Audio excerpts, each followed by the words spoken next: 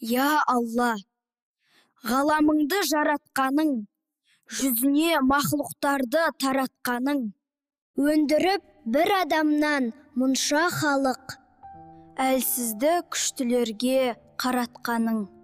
Мұнау жер, тау менен тас, анау көгің, өлшеусіз, түпсіз шыңырау дария көлің.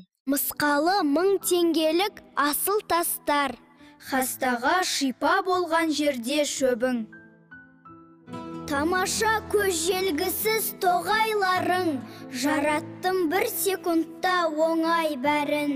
Шаттықпен дүниеңнен орын алып, көкте құс, суда балық, тоғайда аңың. Бұлардың бірі күшті, біреуі әлсіз, күні жоқ бағзысының өтер зарсыз. Көбіне азу, тұяқ, тырнақ сыйлап, қалдырдың тағы кебін бір қарусыз. Сонда да панаң күшті құдіретім, жылатпау нашарларды өз міндетің. Қашқанда, қуғандағы барар саған, жоқты бар, бар нәрсені жоқ ететін. Келелік енді қайтып адамзатқа. Көбісі бұлардың да рақатта, Өлігі ғаламыңнан орын алып, бөлінген неше түрлі мемлекетке. тануы және өзіңді бірдей емес. Әр дінде қарап тұрсақ, әр мазхабта. Бір сенің барлығыңа шубға еткенде, басқа істен қателессе, ол ғажап хан болып, халықты билеп басқалар.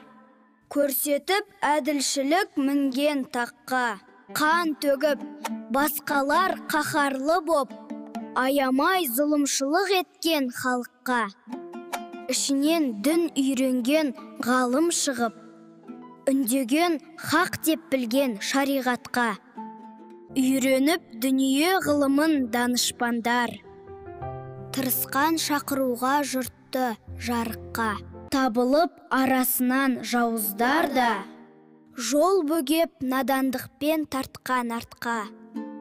халыққа жанын қиған қағармандар.